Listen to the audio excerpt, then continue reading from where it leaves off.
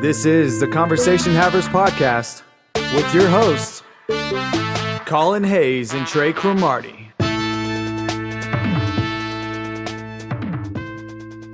Hey, what's up, guys? Welcome to the Conversation Havers Podcast. There are kids yelling outside, but we're going to go ahead and ignore that. This is episode 35, and my name's Trey. My name is Collin, and yeah, sorry about my step-nephews. No, it's okay. Like I said, here's the thing. I think about it like I appreciate the ambiance of any podcast. Yeah. You're at a construction site, and it's like, hey, I can still enjoy this. That just adds to the overall experience. Yeah, I was going to say, like, that one time I recorded outside of a coffee shop. Yeah, that's probably a better example. That was more peaceful ambiance, but... I mean, there's peace inside of a construction zone. If you're a construction worker that takes pleasure in that kind of thing, yeah. Maybe if you bring the mic up to someone's face while they're eating their sandwich on their break and you get to just... some of that nice ASMR. Yeah, you're like, man, they he's didn't put really... enough mayonnaise in the sandwich. They're just like... Bro, that's why... Oh, my God. Scraping the bread off the top of my mouth. Just... See, that's powerful right there. Like, that's why... That is real. Yeah, that's real. That's real life. If you listen to that, you'd be like, damn, he's enjoying that sandwich. I'm enjoying this for him, you know what I mean? Yeah. Even though this is just a crystallized moment recorded, now in cyberspace. Yeah, totally. So what I'm pretty much saying is that we need to go and record at a construction site. Yeah. We already said we're going to Kima, so I guess that could be our first if there's construction trial run at Kima. Yeah, we need to contract some construction workers to do something. Yeah. We'll get working on that. But Don't worry about for now, enjoy the ambience of my step-nephews, Brandon and Carter.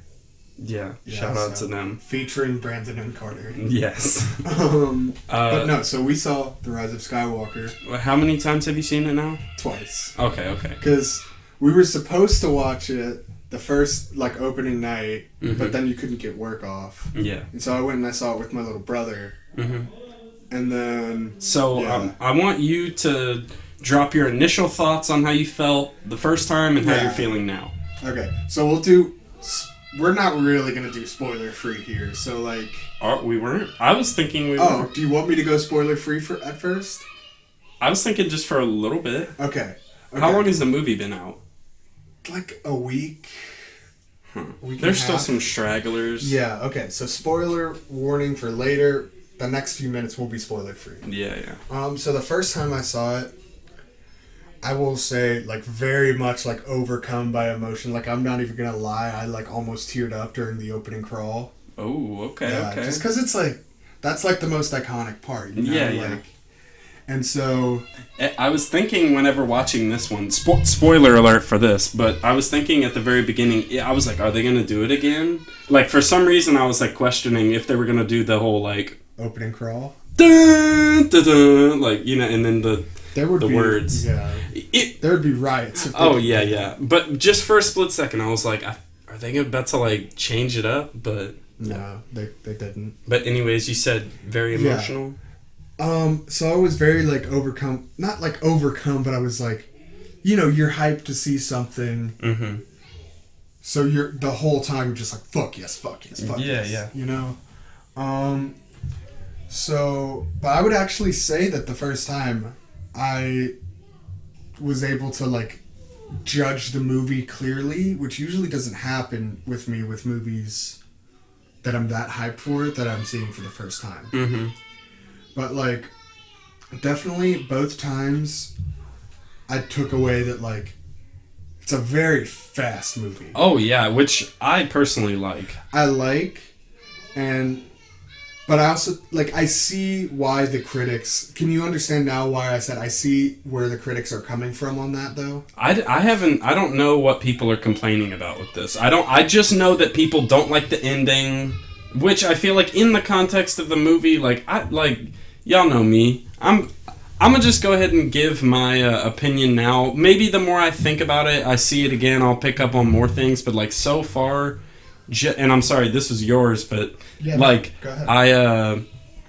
I enjoyed it a lot and had a really good time, and it's easily my favorite out of the new trilogy. Like, it's not perfect, but I enjoyed like 90% of it. You know what I mean? Yeah, the one thing I will say that I took away differently from the second time I watched it is how janky Leia's performance is. Really? I felt she was integrated really well. She was. But once you, like, the first time I saw it, I was like, yeah, she was.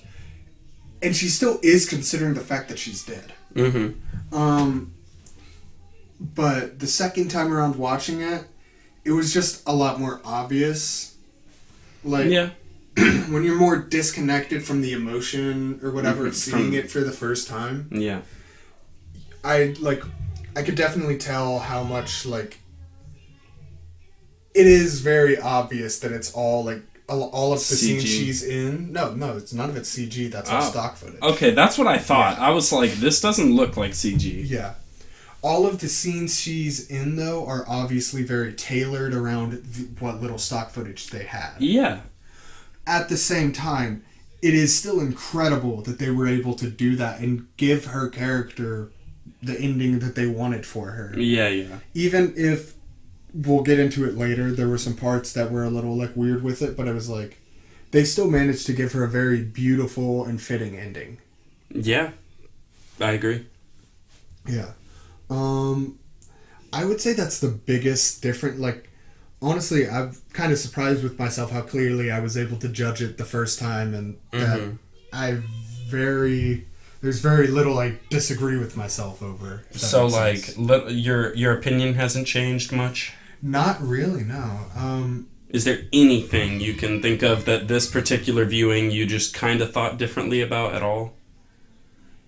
I'll say one thing actually improved for me. Okay. Is it spoilery or? No. Okay. So there is a scene in which all the main characters, you kind of see them together for the first time on screen for the movie. The first time I saw it, I was like, this acting is kind of prequel-y. Like, sounds a little forced. I'd need to know what scene you're talking about. I'll tell you when we get into spoilers. Okay. The second time around that I saw it, I thought it was a lot better.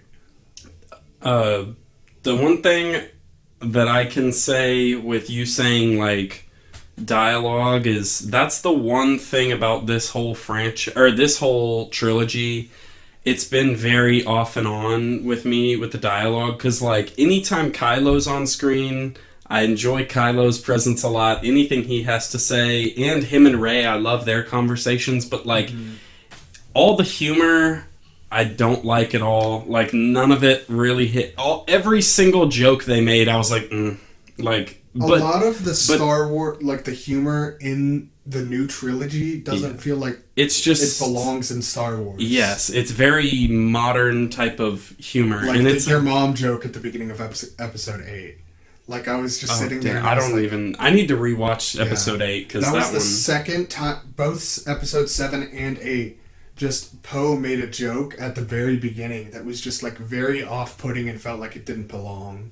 Yeah, like, in 7, it was like Kylo pulls up to him and he's like, "So do you talk? Do I talk? Like, what's going on here?" Yes, I remember that. That joke, it's like, it's not. I agree. It doesn't really fit. I was just sitting there. I was like, was that a fourth wall break, or like, what was that? Yeah, no, every single one of those, it takes the stakes down. It reminds you that it's a movie, and it's like, how about you don't do that? But I mean, obviously, I'm not saying have it devoid of humor, but like, me and my brother watched all of the original trilogy, and it's like, all the humor, none of it has that problem. None of it has that problem where it feels like it came from outside of the story that's currently happening. But I will say episode 9 was a lot better than 7 and 8 were about those types of humor. I'd say, it was better. But, like, overall, like, whenever things were going so fast that anytime this movie kind of slowed down, and not any time, because there were a couple times where it slowed down and I was like, I wasn't bothered by it, but, like, the woman, never mind. I was literally about to, like, go into some shit, but we'll get into that in a minute. Yeah.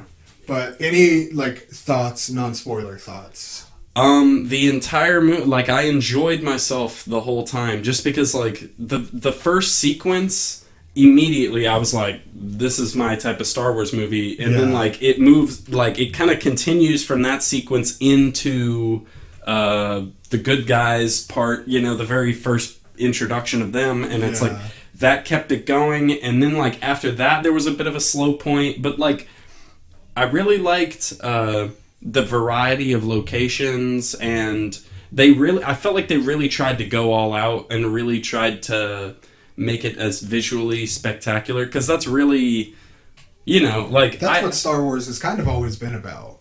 It's that, and then obviously the characters, but it's like this one, there was... I don't care as much about the new characters, obviously, but it's like, I still care about them enough, but like, anytime it relates back to the original trilogy, that's whenever I like really like it. Yeah. And that's something that like, no one can fault you for as like... Because that's what I grew up with. Like, those were the ones I liked the most, you know what I mean? Like, so... I don't know. Overall, I had a really good time. That's like, I think it's an amazing visual spectacle. Like all the sets and stuff, they did a very good job making everything feel massive. You know what I mean? Like every structure that they're walking around, all the sets. I was just constantly like, man, this is pretty fun. Yeah. Like, I already know I'm gonna rewatch this movie plenty, and like every time it's just gonna be there's little scenes that are just like, oh, yeah. So, I feel like that's all that I can really say. Yeah, me too. On non-spoilers. So, let's get into spoilers. Before we do, interesting fact. Oh. Yeah. So, fun fact. By complete accident, got into I wouldn't call it an argument because it wasn't. It was a slight back and forth in a comment section. A debate-esque. Yeah. Yeah. With Sammy, classic Sonic fan. Yeah, this kid is a legend. Yeah. I shared that with some of my friends, like, right off the bat. Mm-hmm. Almost none of them knew who he was. That's... Okay. Well, okay, once I showed them the video... Oh, yeah. Like Sonic! They were like, oh, that guy. But I was expecting, like, you were like, holy shit, Collin, this is legendary. I was expecting that from, like, everybody. Yeah. It was like you and Travis Buckmaster were the only people who were right off the bat like, holy shit. Oh, and Stephen Reeves. But people listening probably don't know those names. Yeah. But no, so basically, I'll read a little bit of it, but it was like, he had a complaint that he was. Did you comment first or did he? He did. Okay. But I did not. On who? On yours? It was just on the Star Wars itself, their page. He commented because they posted. How many likes and comment? Like, how many other comments are on there? Because did anybody else realize that it was him? It had 9 comments, 9 replies before I replied, which is a decent amount, but like that's not. I mean, yeah, I'm not expecting a ton of people. Yeah. But, like, 9 is about, like, 9 people be like, oh, shit, Sammy, like, what the fuck? Not even, I don't even think any of those people realized it was Sammy, classic Sonic fan, because I didn't. Yeah. Because his name is the imperishable Sammy Zenith. Yeah. So I did not know who this guy was. I just saw an opinion. He said that they were cherry picking the reviews because they posted a picture with a positive review, and I responded, I was like, would you want them to post a negative review? Yeah, I was gonna say, are you fucking stupid? Like, I mean... Yeah, they're gonna cherry pick reviews. Like, that's facts. And then he said, or they could advertise their movie without acknowledging critic reviews. And I said, look, no one's gonna do that. Like... Yeah, bro... You're thinking too, like... I think even in my response to that, I was like, dude, like, you could look up, like, Cats right now... And Cats' advertising will have positive reviews on it. Yeah. Even if there are only 3 positive reviews, they're going to be showcasing those reviews. It's like you have a product to sell. Do you want any sort of acknowledgement of anybody speaking negative? It's like, that's just, You don't do that, you know, especially for fucking something this big, you know. Yeah, so they're not gonna do that. After that, it basically ended after the second response, and I was like, okay, whatever. And I click to see who this guy is. You know, I do that Who's sometimes. this punk? Because I don't get into online arguments. If I feel something getting heated, I'll get in a discussion. But if I feel something getting heated, I'm like, this is not worth, like, getting angry over. Yeah, it's because, internet squabbles are almost always useless. Yeah, like, nothing's going to change. But, so anyways, I just clicked on his profile, and... Was it immediate that you were like, fuck? No. I saw it, and I was like, holy fucking shit. Did you ever message him and be like, bro, I'm a fan? That felt inappropriate. Yeah, definitely. I'm just playing. But no, it was just weird because I had like this genuine interaction with him. Mm-hmm. And then I click on his fucking profile, and the first thing I see, I couldn't really see his profile picture that good from the like little tiny comment profile pictures that they have. Mm-hmm. I click on it, I see that, the light bulbs start to go off, and then I look over and he's got 180,000 followers. Mm-hmm. And I was like, it's Sammy fucking Classic Sonic fan. Mm-hmm. Like, holy shit. Yeah. So, I've peaked. Oh, yeah. Internet interactions. Yeah, I mean, I've gotten responses from the Slim Jim Twitter account, the McDonald's Twitter account, because I tweeted that I would sacrifice my family for a Shamrock Shake, and they were like, awesome, Collin. Don't do that, please. Yeah. They were like, good for you, Collin. They'll be open at these locations. They're like, here's the number to your nearest, like, fucking... What do you... Yeah, I was about to say. I think that's... I've had a few other with, like, corporate Twitter accounts, but, like... That's always kind of cringy. It's like, haha. But that's the first one that I've had with, like, somebody who's, like, legitimately... A person. Like, famous. Yeah. So that was interesting. That happened, and that's how I kind of wanted to kick it off in here. Yeah, yeah. And, yeah, just so, like... It was funny. My brother, he was, like, showing his daughter... A New Hope, and I was like, damn, I kind of want to watch that. Like, because, to be honest, growing up, I saw them, but, like, I never really watched them, which sounds, like, weird, because everyone watched them. Yeah, because you were a little kid. I was a little kid, but, like, I played so much of, like, Lego Star Wars and all that. I knew every beat of the story, and I knew, you know, I had seen all the scenes at least once. But, like... I really haven't seen them that many times.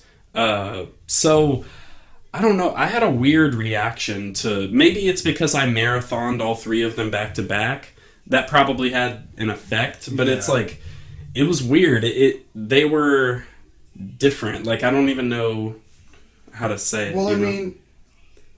They're 70s and 80s movies. Yeah, they're older. And I guess it's just because I've been more, like, just as of recent, seeing the more recent Star Wars movies. It can be a little startling to be thrown back into that era. Yeah, definitely. Because, I was just going to say that, like, it's like, they're a little bit...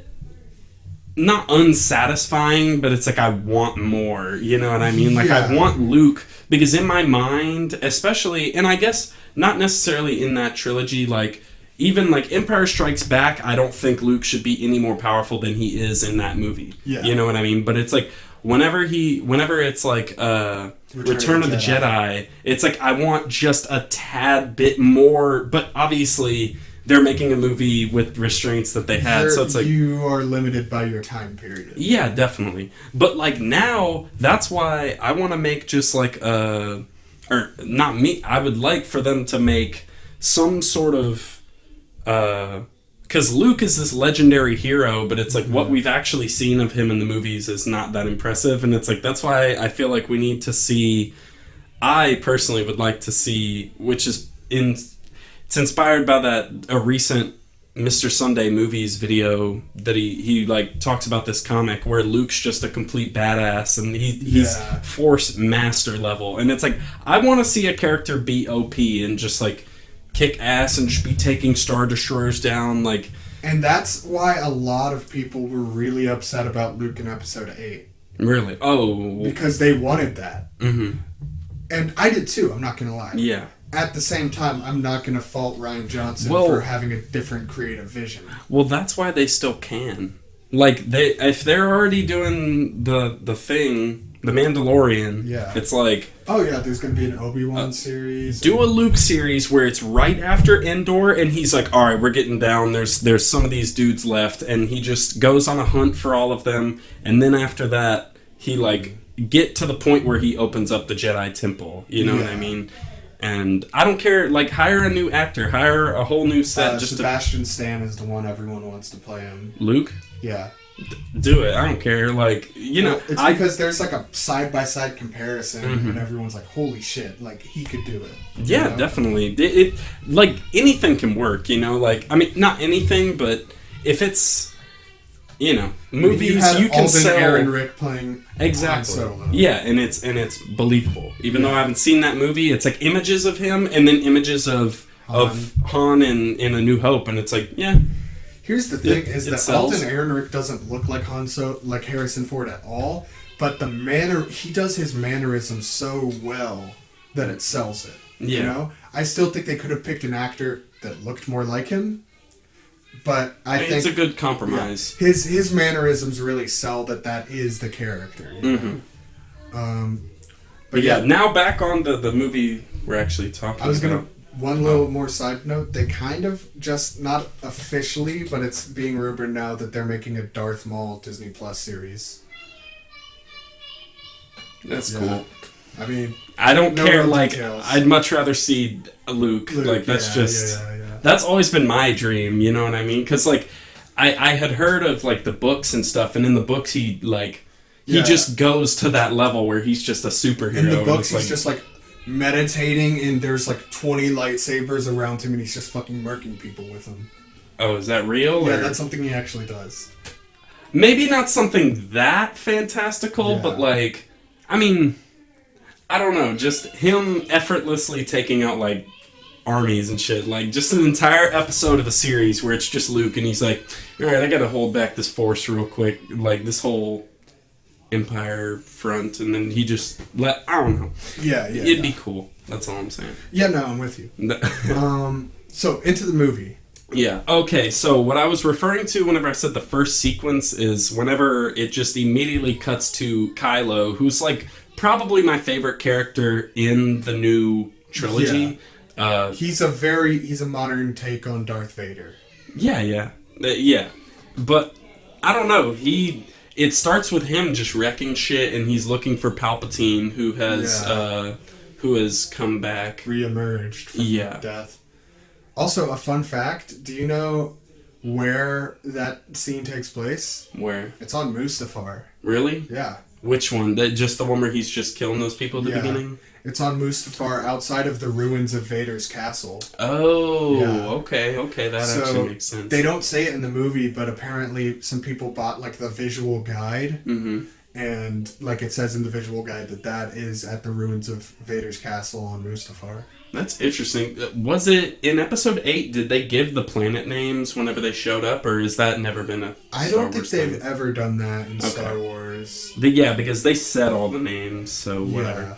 But yeah, man, I just really want to push. It's like the main reason I enjoyed this movie, because there's little tiny things that, you know, it's like I don't like as much, but like just the pace of this movie and the action itself it's exactly what I wanted. You know what I mean? So that's really it. It's a more interesting version of episode 7. Yeah. In my opinion.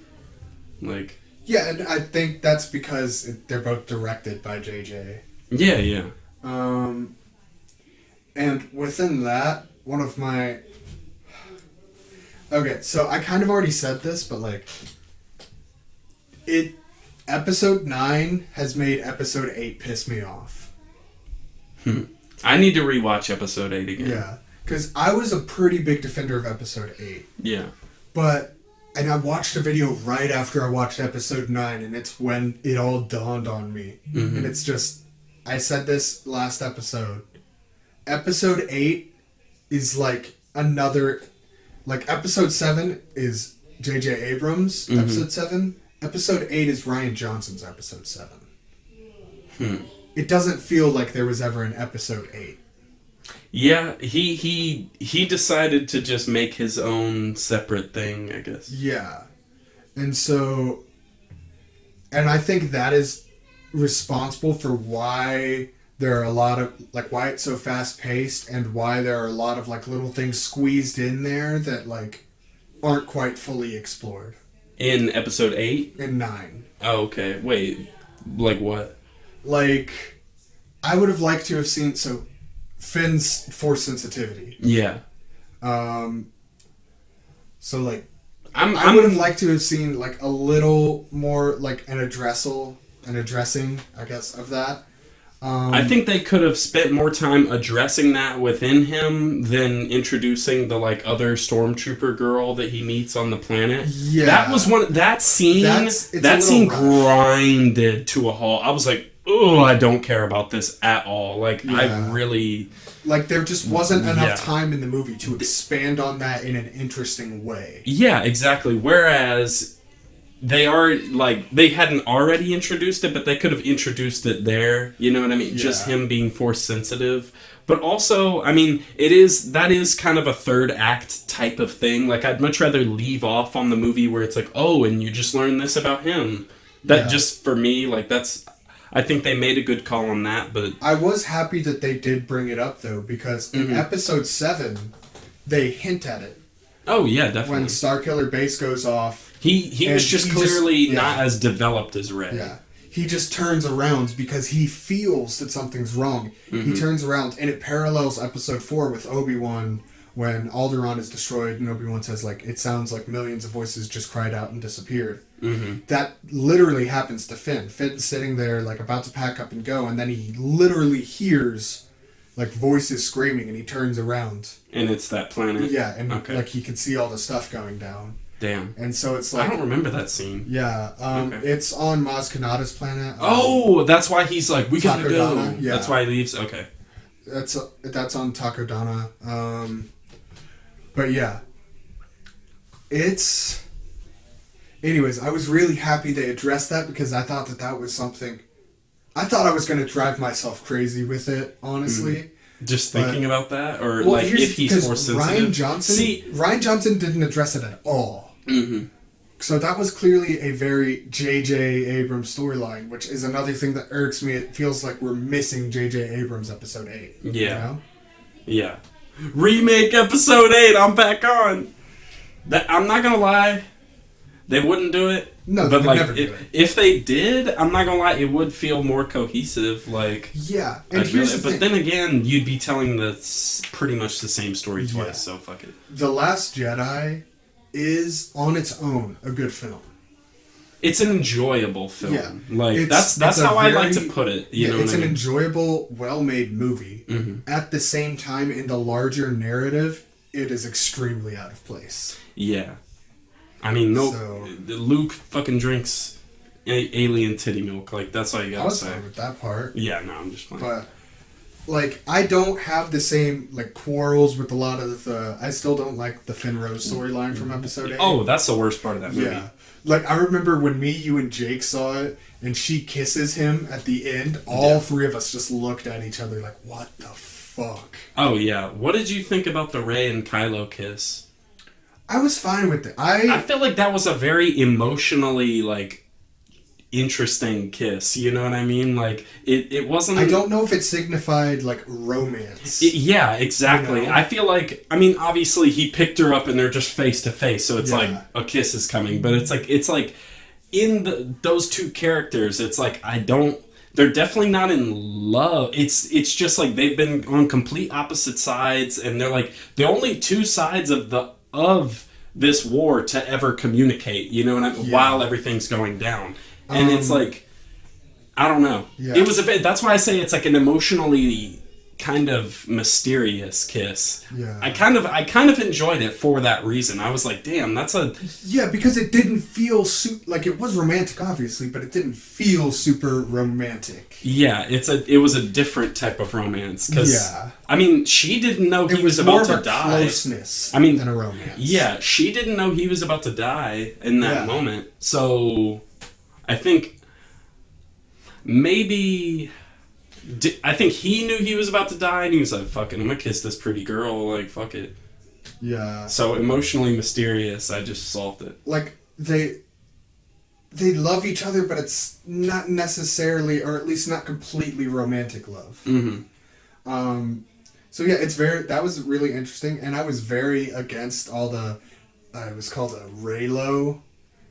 Like, that's what was there. I think all the Twitter girls called it, and I was very against it for a while. I'm not gonna lie, if they would have sold that more, if they would have, like, kind of played it off and made them fall in love, I would have liked it a lot. Yeah, because like, a lot of people don't like Rey just because they call her a Mary Sue and stuff, and it's like, that could be true. Like, I think every fucking, like, main character in Star Wars is a Mary Sue. Or in fiction, really. Yeah, like people are like, Rey is a Mary Sue, and it's like, Anakin blew up a fucking ship when he was 9, and none of y'all complained about that, so, like... Yeah, but that movie's also fucking dog shit, and so, like... like, Luke did a few flips on Dagobah, and all of a sudden was a Jedi Master. Like, come on, like, every he got his character... ass whooped after that. He did, but still, it's like, every character is a Mary Sue. You know, like... Except Mace Windu. Mace Windu, he's a Mace Windu. Yeah. And they got thrown out of Mace Windu. Damn. Nice. Yeah. But yeah, no.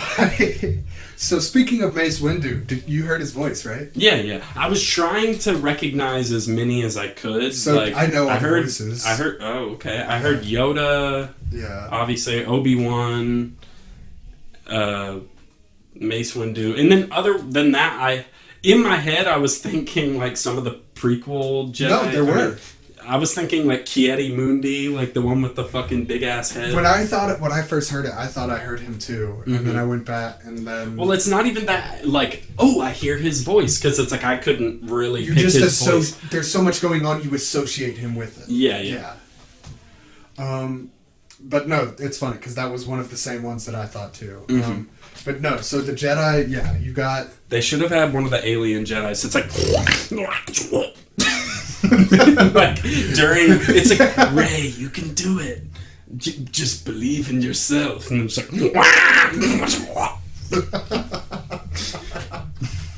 That would have been great. And just for a split second, you see her eye, like, what the fuck? Yeah, but then she's like, no. But no, so it was really cool.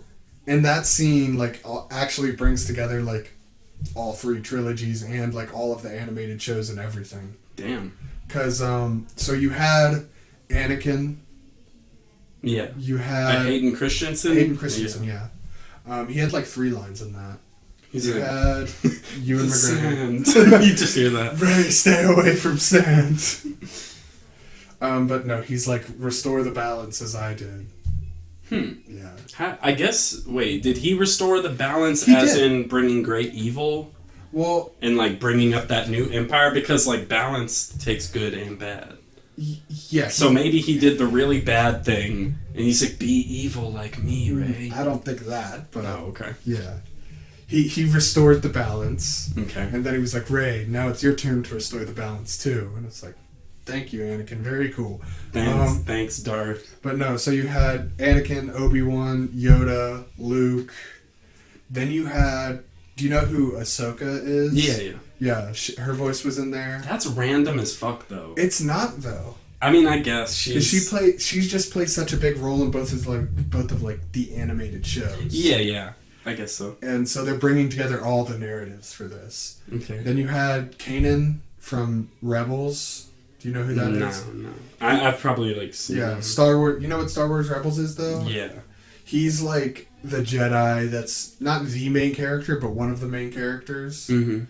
Is he the little kid? No, the kid is Ezra. Oh, okay. Which, by the way, I hated Rebels at first, but it actually ended up being a pretty good show. So if y'all are listening, I recommend like seasons 3 and 4. Only 3 and 4? Season 2, some of it. Okay. Like mostly season 1 is just... Season 1, it's a lot of just build up and exposition, which I guess is necessary to like get to know the characters, but at the same time, it's just very like not interesting. Yeah. But yeah, so you hear Kanan, then you hear Mace Windu, then you have 3 ones that are kind of random, but you hear Adigalia, who's one of the prequel Jedi. You hear Aayla Secura, who's another. She's the Twi'lek that dies in the forest at the end of Revenge of the Sith, the blue chick. Yeah.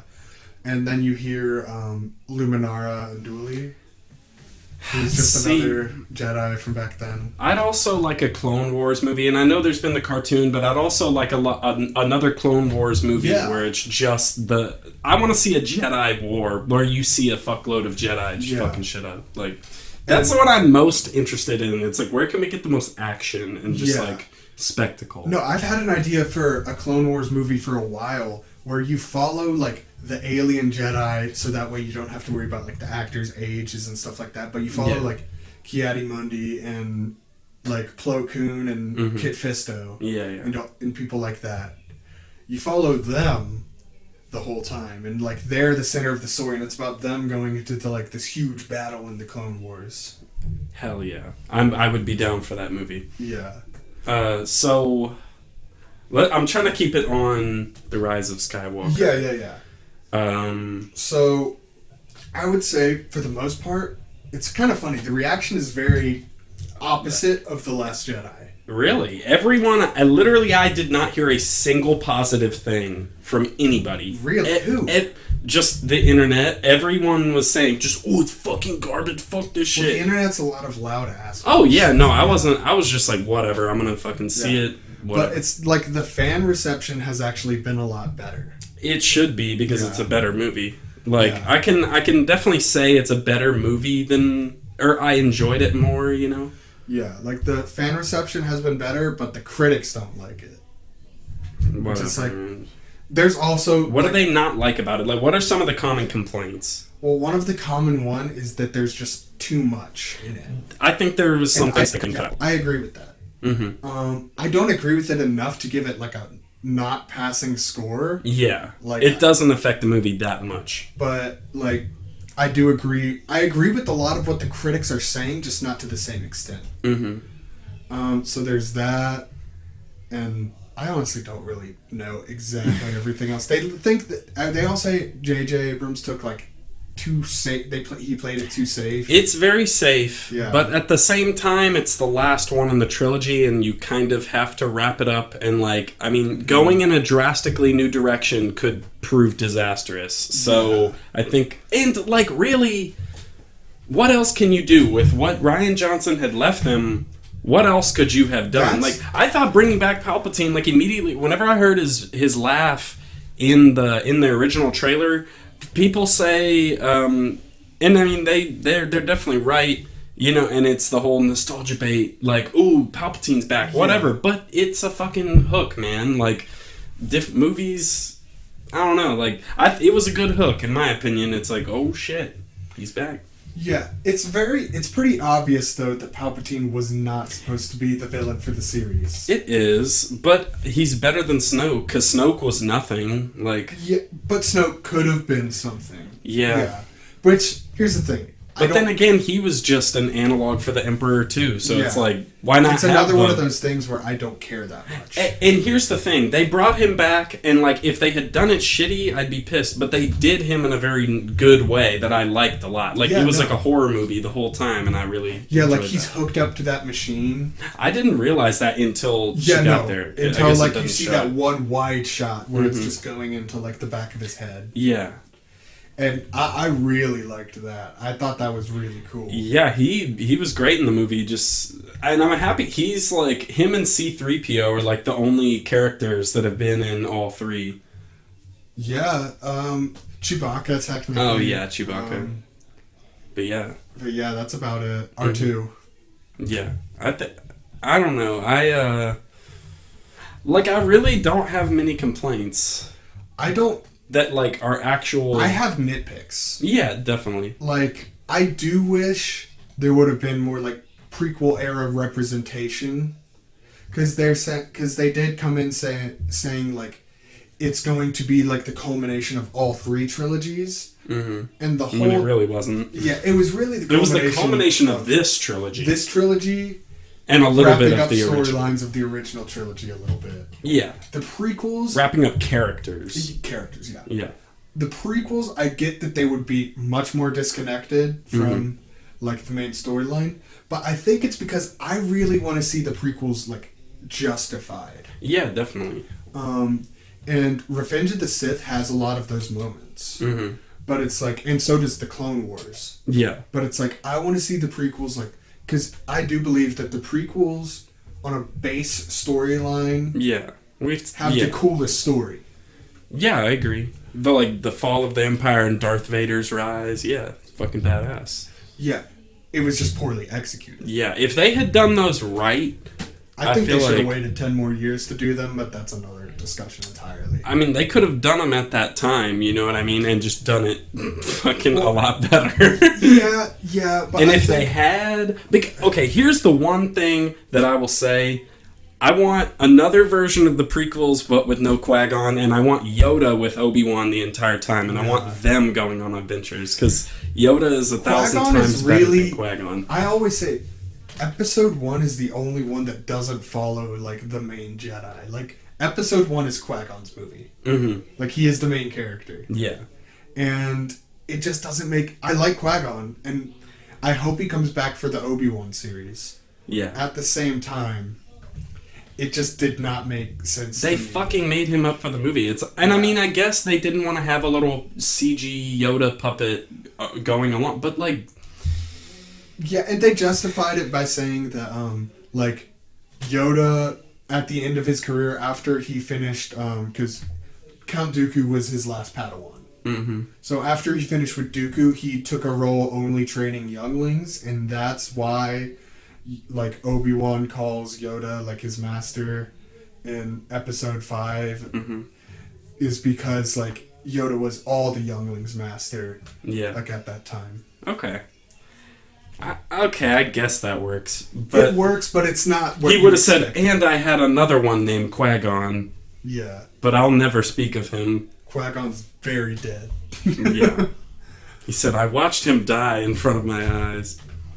But yeah, so I wanted a lot of that, like, justification of the prequels. Like, you know? Yeah. Which it...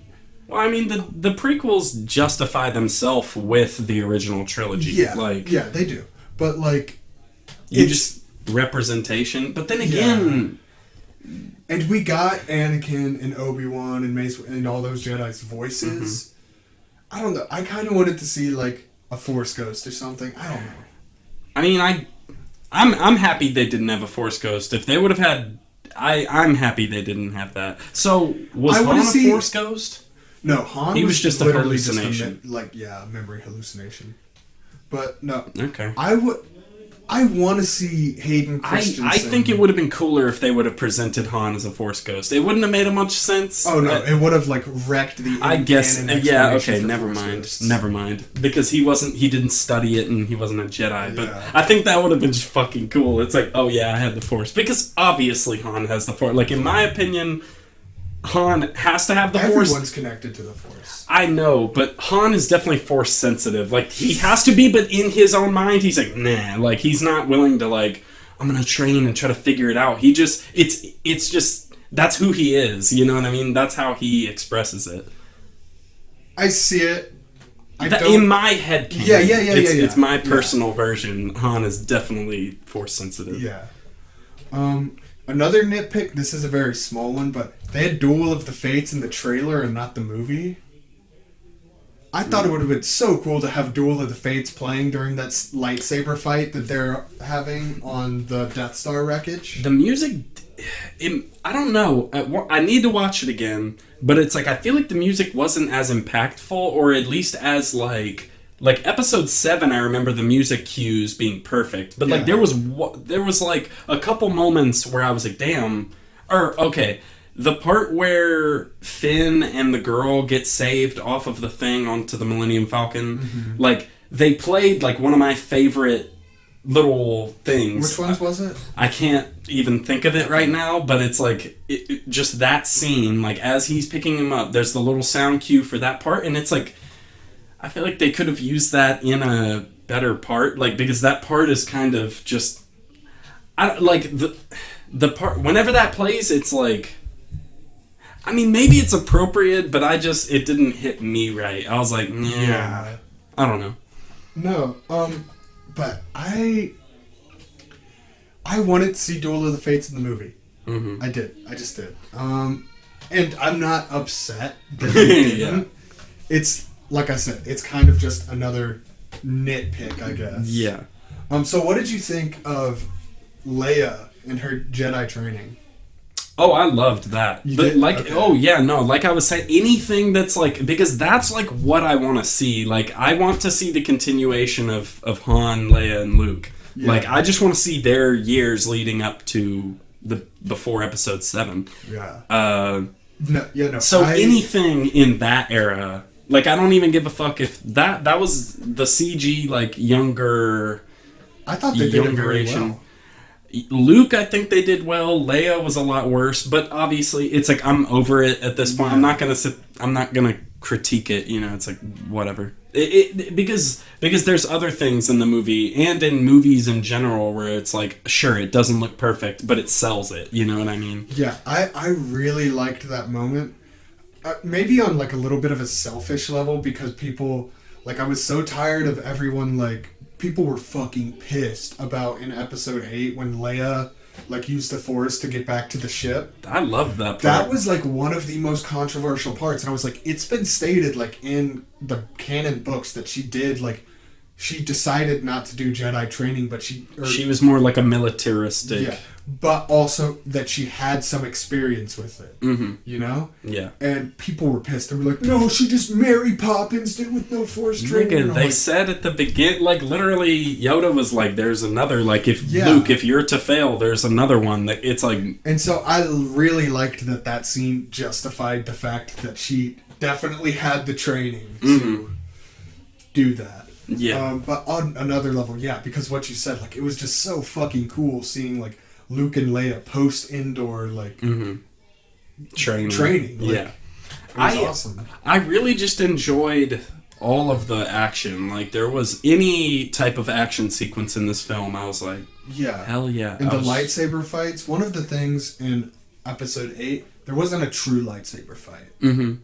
There was in this one. They were both just between Kylo and Rey. Yeah, but those, like, are the ones I want to see, so fuck yeah, like, the one... Who else do you really want to see, like, in the current character crop? Like, who's willing... Like, who do you want to see fight, like, with lightsabers? Like, there's... Especially in episode 9, there was no one alive that could have done it. Exactly. But, like, I think that I loved the fight on the Death Star ruins, because I think it was the perfect blend of prequel fights and original trilogy fights. I literally had that same thought. Yeah, like, it has the theatrics of the prequels, but it's toned down a little bit. Whereas the realness of the original trilogy. Yes, and that's why, still to this day, the snow fight between him and her, like the first time they fight, that's still my favorite. Especially, I think I like it better when Finn has the lightsaber, because his emotions are much more just raw. I like that whole sequence in general. I kind of count that with that. Yeah, no, I definitely count them both as the same fight. I think I do like it. I'm just saying,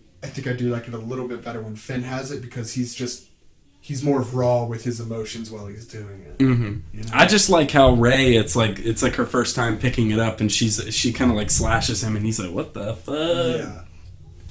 So, good shit.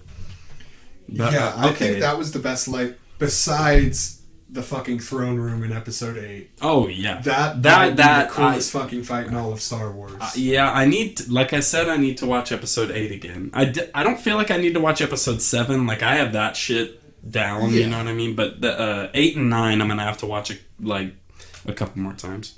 Whatchamacallit? So, what did you think about all the death fake outs in this movie? Oh, yeah, no. There's a lot of them. With the big one is Chewie. Chewie, well then it's Ben Solo twice. I don't know. I didn't say Kylo Ren, but obviously whenever he gets thrown into the hole by Palpatine, like obvious. If you don't see them die on screen, it's like they're not dead. Like, also, the parallel of Darth Vader threw Palpatine down the hole, Palpatine survived. Mm-hmm. Palpatine threw Ben Solo down the hole, Ben Solo survived. Yeah. So that was a neat wish he would have survived. I really wanted Kylo to make it. Logically, what would have happened if she just came back and she's like, "Hey, it's Kylo Ren"? Like, they'd be like, "Oh, you fucking!" It's the same reason Anakin couldn't have survived Episode 6. Like, yeah. They just would have been like, "What the fuck?" Like, yeah. This is a committer of genocide. Like, yeah. So, like, it makes sense for them to die. Personally, selfishly, I guess, it would have been cool. Yeah, I just wanted to see him alive. There was no way that he would have been allowed to exist. And yeah. It's like... They made the right call, but it's like, in my mind, it's like, damn. Because Kylo legit was my favorite character throughout the entire thing. He's the best character of the whole trilogy. Yeah. Like, I don't agree with Rey being a Mary Sue. I do agree that she is a bit bland at times. Yeah, she's not the most. She's just kind of a girl. Yeah, not like overly bland. No. But like, she is a bit like uninteresting at times. Yeah, there's not a lot of details. Yeah, you get just she's looking for her parents, all that. Kylo right off the bat in Episode 7, like, became as soon as Snoke said that Han was his dad. Yeah. He just became like this super nuanced character that like became my favorite in the trilogy. Yeah. And that's one thing about this trilogy. I feel like they introduced a little too many characters. Like the little robot dude, like Dio. Yeah, He played a plot point, I guess. Yeah, he did one thing, but it was like other than that, I was kind of like, why? To sell toys. Yeah.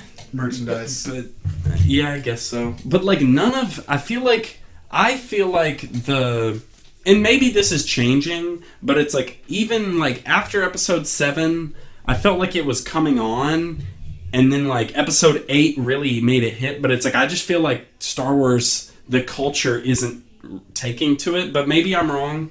But it's like that's how it felt, you know what I mean? I would say like we've talked about this before. I'm not sure if it was on podcast. Mm-hmm. But like, I would say like my little brother and his friends, like they love Star Wars. Like, oh, okay. This is their like new, like they're not obsessed with it. Yeah. But like my little brother was very excited to see like Episode 9 with me. Yeah, you know? So it's definitely the same thing where I feel like it has definitely inspired like a new generation of Star Wars fans, and it's still captivated the non-fans, but the people who love it nonetheless. Like, that's how my dad was. Yeah, yeah. In the 70s, my dad fucking hates like nerd shit, but like he loves Star Wars. Yeah. I don't know. So like 10 to 15 years from now, whenever they make another trilogy, I think there needs to be a different approach. Like, there need not another Empire, not another Order, you know, with just more Stormtroopers, you know? Like, I feel like they need to take a different approach. But then again, like, would Rey also do what Luke tried to do? But she just hid those lightsabers, so it seems like she's just trying to, like... She's definitely starting a new Jedi temple? Well, starting a new, like... Oh, just for herself? Yeah. Okay. Because it just doesn't seem like her to do that. I think she will be... I think there will be, like, a new Jedi Order. If they do make another trilogy, which I think they will, I think it'd be cool to follow kind of the, what the Legends continuity did with the Yuuzhan Vong. Do you know what that is? No, I do not. So, like...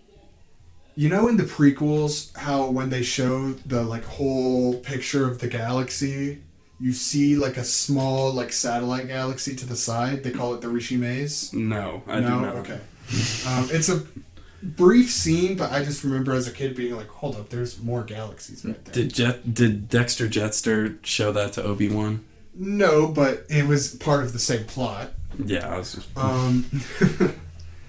But no, so out of there come this alien race called like the Yuzon Vong, who are basically immune to the Force, and they come and they try and conquer the whole galaxy.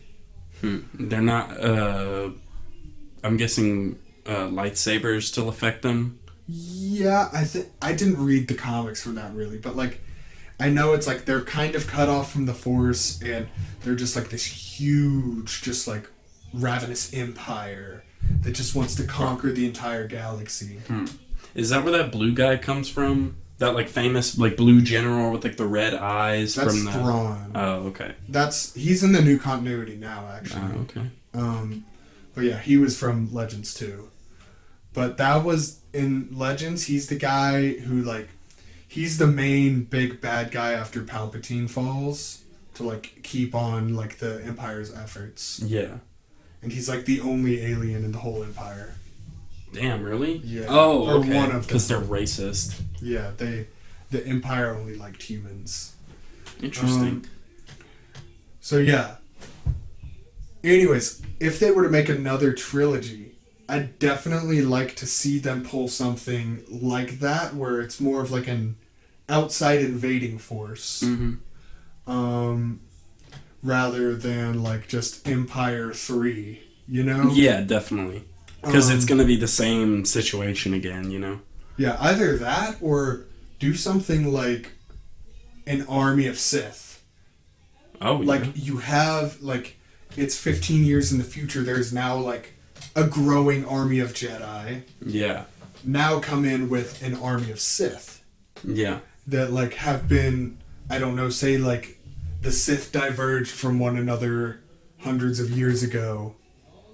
And now, like, there's this whole, like, secret legion of them growing somewhere. Yeah. And now they're ready to come and take over where the other line of Sith failed. I don't know. Okay. Okay.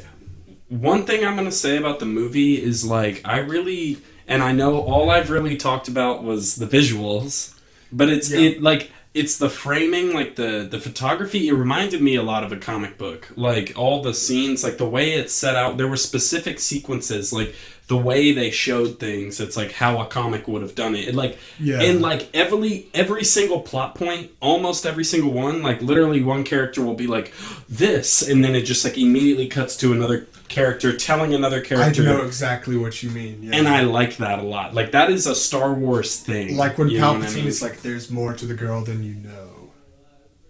And I guess that one doesn't come right to Rey. Never mind. It's like something that someone tells Leia. Like literally, it's like boom, and then just it's like someone telling Leia like the next cut, and it's like that's Star Wars. Especially one thing that I did appreciate about watching the older ones is like there's nothing like Star Wars. You know, it has a very particular vibe, and that's. Throughout the whole trilogy, I think they captured that feeling very well through all the like wipe edits and like the circle, like those. It's like they have a very particular, unique energy, and it's like I feel like they did that very well. I like whenever movies just move along not necessarily. I like slow burners and like medium paced movies, obviously. But for Star Wars, I'm happy, especially since Episode 8 felt a little bit slower and just I wasn't as interested in really anything, I guess, compared to like 9. But whereas every single thing that was happening, I was like, oh, this is like cool. 8 didn't dream big enough. Yeah. Like they went to the casino planet and that was like I don't really care. And here's the thing. I feel really weird about it because I spent so long defending Episode 8 that now you're kind of like, and now 9, and even on its own I still think Episode 8, if Rian Johnson had his own trilogy where he had I'm guessing they're not doing that anymore. Oh no, he still has his own trilogy. It's just not going to be related to all the other things. See, who's going to care then? I don't know. Like, it scares me. I think they should maybe kind of put that down and then focus on the TV shows because that's more like there's going to be a 3-year gap before the next movie. Before Rian Johnson's thing. they haven't confirmed that 2022 is going to be Rian Johnson's movie. They've just confirmed that there are 3 movies coming up in 2022, 2024, and 2026. Okay, so they're most likely going to be anthology things? They haven't said, because originally people thought that they were going to be the Game of Thrones guys movies, and then they were like, we don't want to deal with another toxic fan base, so we're out. Is that what they said? Yeah, no, that's the reason they left was because they got shit on so hard by Game of Thrones fans. They were like, we don't want to get shit on by Star Wars fans too. Like, can't fucking write a story. Like, anyways, so they were just like, yeah, we're out. But they still haven't changed the movie dates, so there's still movies that will be coming out then, so it's like... Okay. But anyways, what I was saying is that if episode 8 was the episode 8 of a separate Rian Johnson, like, continuity, basically... Yeah, it definitely would have made more sense. It would have been good. I think episode 8 is a good movie. But it's just the fact that it is such an obviously different vision from episode 7 and 9. Yeah. It's just off-putting and makes me just not like it. I want to just take a little peek into the timeline that Colin Trevorrow still got to direct episode 9. I want to just take a look at his version. We would be having a very different review right now. Just be like, it was nothing. Yeah. I mean, I don't know, but I'm very glad he didn't direct it. Okay, so let's see. Like, I'm really trying to think of things, but I can go through my list. Okay, yeah, definitely. Yeah, so, let's see. Trying to go through things that I haven't already found. What did you think of Rey being a Palpatine? That felt a little bit, like, kind of out of nowhere, and a little bit like it didn't even matter at all. Like, and it didn't, like, they just kind of said it, and it's just like, oh, you're a Palpatine, and then it's like that, like, it's supposed to mean something, but it's kind of like it just felt like kind of a superficial detail a little bit, because it didn't really matter at all. Yeah. In the end. I think the story of, like, the whole, like, rejecting your bloodline and, like, doing, like, becoming your own person, I think that's cool. At the same time, it's one of those things, I don't think that was set up from the beginning either. No, hell no. There's no way. That's why it just didn't really even feel like anything to me. I was like, oh, okay, she's a Palpatine. I thought it was cool. It was an interesting little wrinkle, you know, but it's like... I thought she was going to be a Kenobi. The parallel of her and Kylo getting on the ship, looking at each other, like, while all the stormtroopers are surrounding them, that threw me right back to episode 4, where Obi-Wan and Darth Vader are fighting, because they'd be the granddaughter of each. And where they're fighting on the ship. And it just threw me right back to that, and I was just like... But, like, this is... I mean, and obviously Star Wars is about the Skywalkers, but it's like... I feel like that would kind of, like... Because Obi-Wan Kenobi has, like, no representation in this trilogy at all. Well, he speaks to Rey in both 7 and 9. He does, but it's like, I just... And, I mean, to Star Wars... Like, everyone would get it that, like, they know who Obi-Wan Kenobi is, but I feel like if it doesn't connect to the story as much, it would have been, like, even more of, like, a Palpatine situation where it's just kind of like, oh, she's a Kenobi, like, okay. But, I mean, maybe if they would have completely rewritten the storyline from the beginning to have that, like, did they? I mean, obviously they wouldn't say, but, like, do you think they had a vision in the beginning for who, like, what she was going to be? I think JJ had a different vision for a lot of things. But he kind of tweaked Rian it. Johnson kind of made him change up. Yeah. So, Rey is one of the few things where I'm not sure. Okay. I definitely think Palpatine was not supposed to be the main villain. I definitely think that, like, Snoke was going to have, like, some different all-powerful origin story. Yeah, that was... yeah, I mean, I was just about to say, like, they kind of threw him out, but they answered that question, that he was kind of like a clone. He was a puppet. Yeah.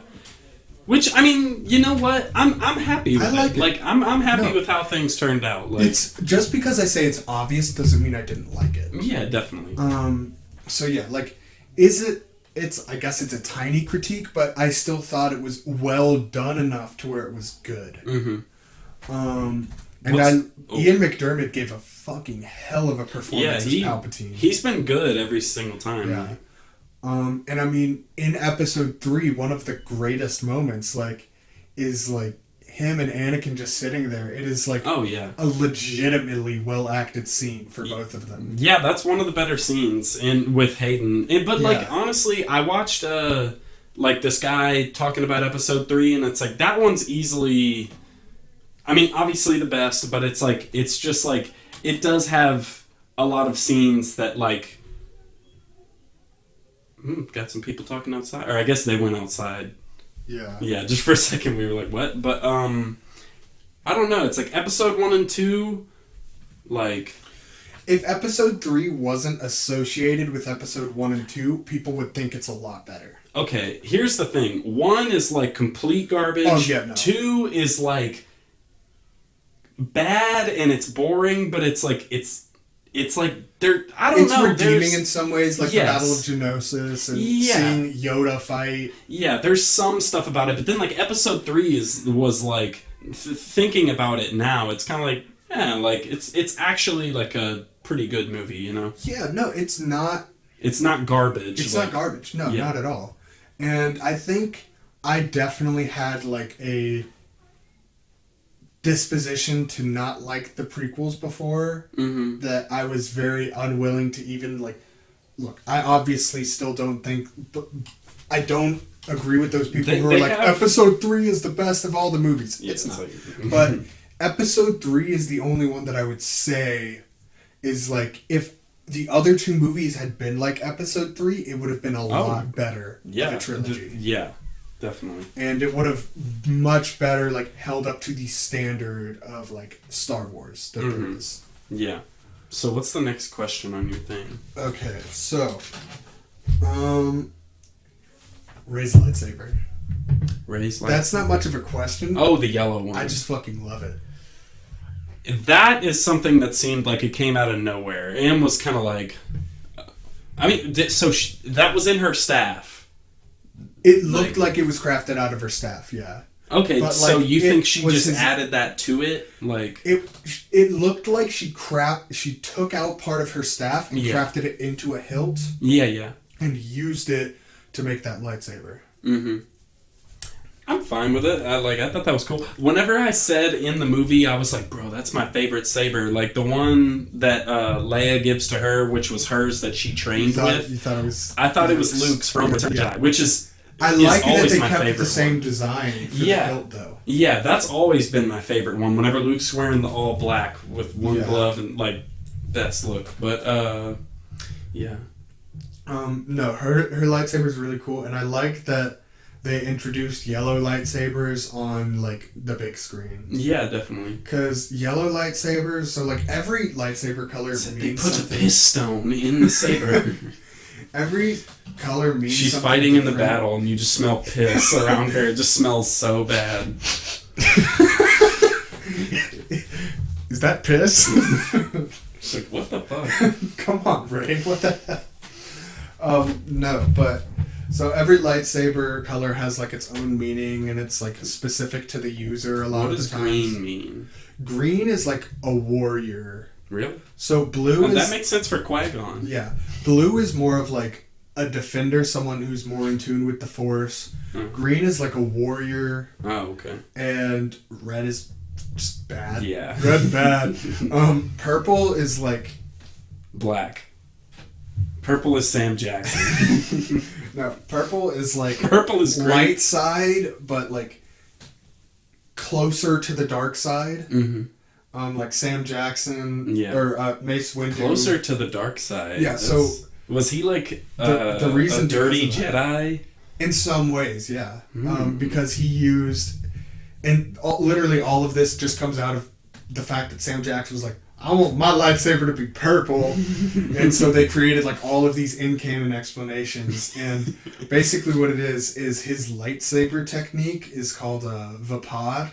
Okay. And it's where you use like your enjoyment of combat and like you're eager to fight, you like combat, which is usually a Sith thing, but like you channel that into like better strengthening the Force. Wouldn't that be kind of a green thing too? Or is green not so much about enjoying the combat? It's just about being in combat. Yeah. Just being like proficient at it. Yeah. Okay. So it's like the fact that he like channels like that into his Force using in his combat style is what makes it border a little bit more on the dark side, which is why he has a purple lightsaber, or why his Yeah. So here, okay. But yellow, before we go into yellow is like piss. The piss saber. But no, yellow is basically supposed to be somebody who like upholds the Jedi, like the Jedi Temple guards. Oh, use yellow. Okay. Then there's the dark saber, which is just kind of its own thing. Nice. But yeah. That makes sense. I really liked seeing Rey having the yellow lightsaber. Yeah.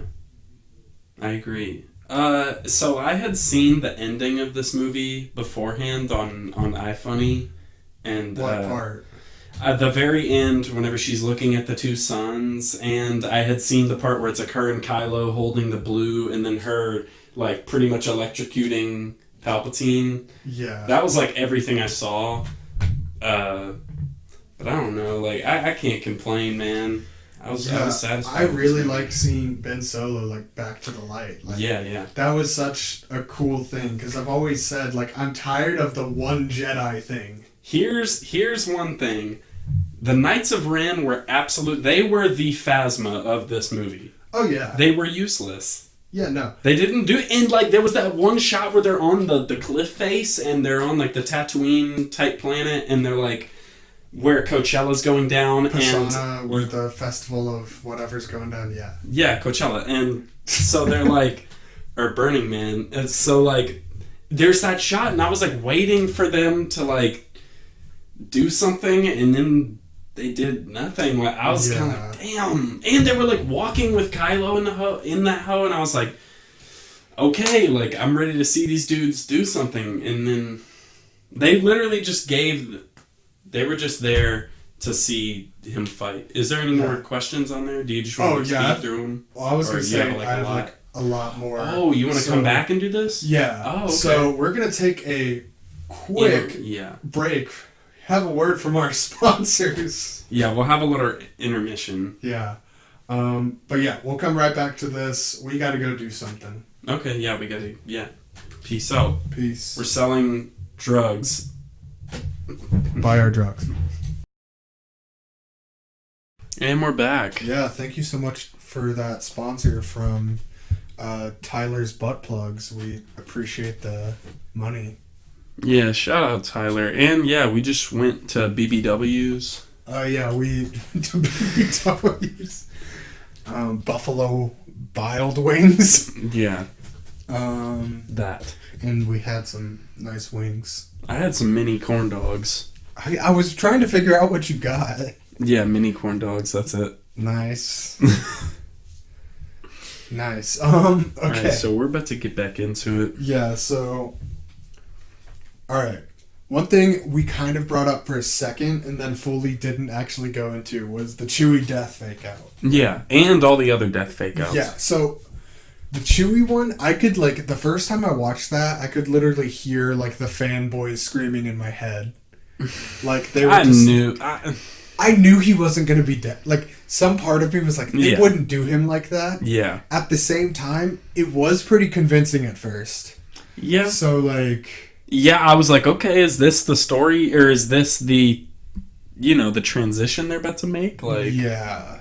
But at the same time, I was like, there ain't no way this fool's dead. Yeah, but like, I could just hear like fanboys raging and like rioting as soon as that happened, because I was like, they're gonna lose their fucking shit over that, Yeah. Like, but luckily there was like a magical, or not magical, but like unseen at first second transport ship that actually had Chewie on it. Yeah.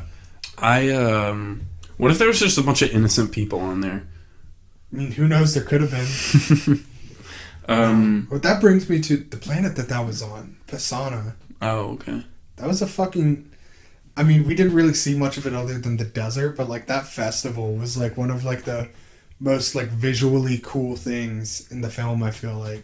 Yeah, well, I just like whenever writers put their characters in identifiable situations. You know, it's not just like this wouldn't work for Star Wars, but instead of just like city, like have it a unique like, oh, there's a festival going on, and obviously it's easy to make things unique with Star Wars where you can put some weird alien designs and shit. Yeah. Also, those aliens were like getting it to the music. Like, yeah, one part I thought was kind of just like a little bit cheesy, but not even. I didn't hate it, but it was like it just felt like they literally introduced like a little tiny child alien just to be like, hi to Rey, and she's like, how are you?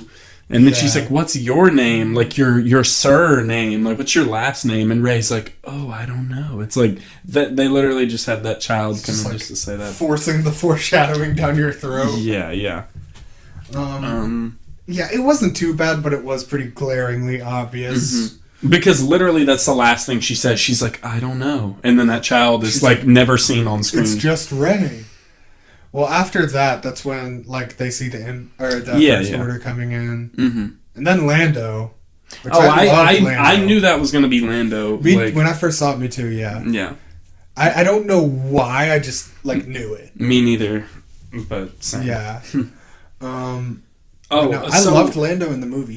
I feel like he was really good and kind of filled the hole that none of the other three like main original trilogy characters could, because they were all dead in one way or another. Yeah. So that was really cool, and it was just cool to see fucking Lando. Yeah, and I guess he's just used to wearing disguises around places now. Yeah. Like, they got him onto that shit. Yeah. But, whatchamacallit. So, I just wanted to talk about all the other death fake-outs. Yeah. Because there's Chewie, and then... there's 3PO, but that's not a death fake-out. It's like a memory fake-out. It is a death fake-out in my eyes. Yeah. So, there's 3PO, and then there's Leia... Or, wait, no. Whatchamacallit. She stabs Ben Solo... Yeah. And then she heals him immediately afterwards. So that's a death fake out. Palpatine later throws him into the thing. That is a shitty one. It's not a good death fake out because it's very, very obvious that he's not dead. Yeah. But it's still a death fake out. And then he gets up and Rey has a death fake out. And then he actually dies. So it's like, damn, y'all. I think I would have been upset about that if there wasn't an actual... If there wasn't an actual death, yeah. I'm not upset about it. I just like it was just funny to me. But to be honest, I wasn't thinking about it while watching. You know. Yeah, it's just one of those things. Like, if you have that many death fake outs, there has to be an actual death, or else the stakes feel fake. Did you know Hux was going to be the spy? No, that caught me by complete surprise. Yeah, me too. I wasn't really thinking about it, but I feel like also at the same time, like subtly, Hux was in it, and I was like, they have to do something with Hux. Like, yeah. I knew there was going to be something for him to do, but like, I wasn't specifically thinking it's also another one of my nitpicks that I wish that they would have given Hux more to do in the movie. Mm-hmm. Because in Episode 7, the speech that Hux gives as Star Killer Base is firing is what might be my favorite moment in the trilogy. Really? It's such a cool moment. Like, he's just sitting there and he's like, this will be the last day of the Republic. And he's like, just in front of like the entire like horde of the First Legion, the First Order, like giving this crazy speech, and then the laser fires and you just see it reflecting in his eye. It's visually stunning, and it's just like this cool, like badass villain moment. Yeah. His performance at that part is very cool. Yeah. I really wish, like, and I know people have said this, but, like, did they deliberately fuck over Phasma just to, like, twice? Like, did they do that on purpose? Like, were they paying homage to Boba Fett? Like, I think in one way they were. Because I much rather would have seen her actually be badass. Well, I mean, her and Finn have that fight at the end of Episode 8. That lasts, like, a minute. Like... Yeah. Yeah, I remember reading an If interview with Rian Johnson afterwards, and they were like, you do know you basically just created another Boba Fett, right? And he was like, yeah, basically. It's like, okay. Because Phasma, I would have liked to have seen Phasma in a little bit of a bigger role. It doesn't even necessarily have to be bigger in terms of like consequences to the story. I just cooler. wanted her to do something. Yeah. You want to see her operating at her best. Yeah. And I don't know, that was just funny to me. But like then, like I was saying before we left, like the Knights of Ren kind of took that place. That was one thing where it's like you got to look at everything you have in the story. Like, you could have taken out time of meeting that little robot or meeting that woman who was also a stormtrooper, and you could have made something really badass with them. It's another instance of the movie was just so jam-packed already that there wasn't room to expand on it. Mm-hmm. Like, I wish there was, and I wish Episode 8 would have... It's another thing, like, I'm going to go back to faulting Episode 8 for it, but, like, Episode 8 didn't even mention it. Like, at least the first one showed a glimpse and mentioned it. Yeah. And then Episode 8 didn't, and it's another one of those things where it's like you just know that Rian Johnson and J.J. Abrams had completely separate visions. And there's no... Is there even a single line about them? Like, is there even a single... anything in the entire trilogy to tell you about them? Because Episode 7, I know there's not. They just you say, just get like, that clip. even you, the leader... They're like, even you, Kylo, the leader of the Knights of Ren. There's no backstory. You are led to assume that they are the Sith or what? No, so in Episode 8 or 7, they say that Kylo Ren also had some of the other people that were in Luke's Jedi Academy like leave, and you kind of assume that that's the Knights of Ren, but also you don't see them using the Force in their fight against Kylo. Yeah. And none of them have lightsabers, so it's like... I don't think that those are the same people. I'm not sure. I mean, it would have to be, right? But that's the only like lead you have to go off of.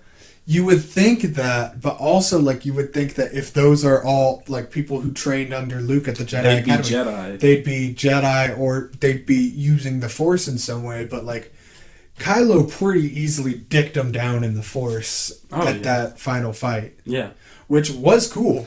Yeah. I mean, it was cool, but also it just served to beat them down even more. It's like, damn, they really, like... The one time that they get to do something, they just get shit on. And it's just kind of like... By someone who's really powerful, but it's like... I mean, shit. Yeah. I just think that was kind of a... It would have been cool if they could do something... Like, if there was another fight scene with them in the first place... That would have established them as badasses, and then... Ben Solo comes in and just completely disassembles them like he did. Yeah. At the same time, like I said, there's just so much in the fucking movie already. I really liked the scene of just him running through with the blaster, just like that visual. I don't know, him like running through the hallways just with his blaster. Trying to get to Rey. Yeah. I don't know why I was like, hell. It's mostly just because I really like Kylo. Yeah, and also he's like so just like. Deadly efficient with it. Yeah, he just just shoots the guy behind him without even looking and then just hit a wall. But which is really almost every character in the new trilogy is just like insanely efficient with blasters. There was some scenes in the movie where they were shooting for a while and like the enemies were shooting back and no one's hitting each other for a long time. Like in the first chase scene, yes, but like it happens a little bit while on the thing at the very end. They're literally just shooting, and it's like nothing's happening. When Poe, Finn, and Chewbacca are in the hallway, it's one hit kills all around. Yeah, they're really accurate when it serves the story. Yeah.